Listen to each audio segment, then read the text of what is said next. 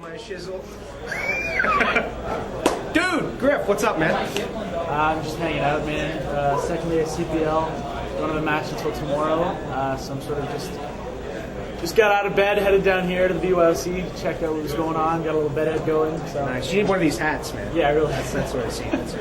That bedhead cover device, you know. Yeah, really. But, dude, where's the rest of the team?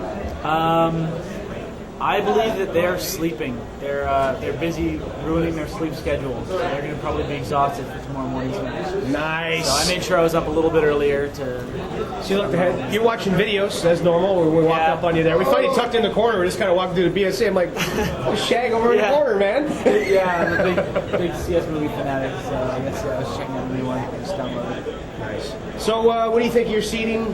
What do you think you're going to put together? Is it looking good for you guys this time around? I mean, I think that we've, as far as who we're playing and our seeding, I think that we got a pretty unlucky draw. But I think it was coming to us. We've had sort of had a lot of like easy roads in the sense that it should have been easy, and then we sort of messed up. There was the SWC in France where we had a really significantly easier bracket than the other teams at the event, and we went in overconfident and we lost that. Then CPL, we had a really good bracket, and we ended up losing the TAU and that. So I mean, every single event that I've been to where I've had a really tough bracket, I've been worried, and then it's just made us perform that much better. With NOA, when we had the two tough American teams, and then like 5 Euro teams in a row, so we did well there. With Zex, there was one team in Zex that I didn't want to play in that first round on training. That was EOL, and then we played EOL and ended up beating them. So I mean, I'm actually feeling pretty good, and we're playing TAU tomorrow on Inferno, which is kind of ironic.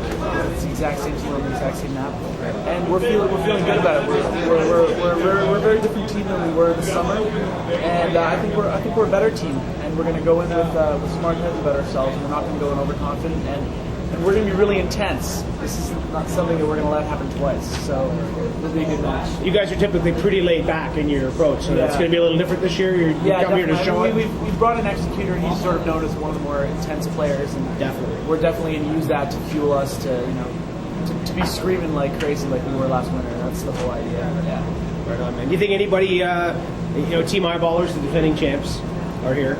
They're looking good, man. I mean, they lost Hyper, but I think they more than made up for it with the additions they made. What do you think about Team I mean, they lost arguably their two strongest performers at last winter. I mean, people sort of say Hyper and Iscal were their two best last last summer.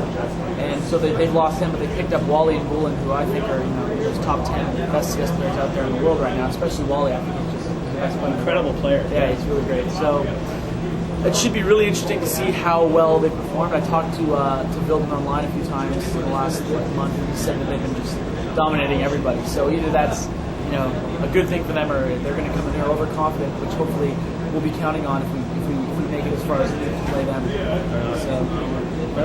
Just the last question, I guess. When you heard that SK Sweden wasn't showing up, did you breathe a sigh of relief, or did you think that was kind of a bummer? It was sort of 50-50. I mean, there's two sides of the same coin. I mean, on the one side, you have the SK's not coming. That's the team that should have won, or like always sort of in the top three area, always winning. So having one less team like that at the event, it sort of bumps everybody up, and that process bumps up. But at the same time, I mean, I've always come to these events looking forward to having a chance to play SK and beat them. Sure. And I did it once before in France at the USWC, and I can tell you it's the best feeling in the world. So on that side, it's sort of disappointing. It doesn't mean that this is any less of an event. I mean, the amount of good teams here, it's baffling. I mean, there are 10 teams at this event that I wouldn't be surprised winning. I mean, there's Eyeballers, there's MIBR, there's Titans, there's 3D, there's us, there's United 5, there's Gamer Co. It's just the amount of skill here, and there's the MTW team that was the ICSU that did great in Nova. So it should be really interesting, but I don't know. I'm especially worried about MIBR because we play them on Mill, a map that we haven't really practiced on as much as we should have. So we're gonna have to get pretty lucky in that match if we're gonna have to get by them. But we've been really preparing for that nuke matchup against Eyeballers, so I think that'll be a really close match if we make it that far.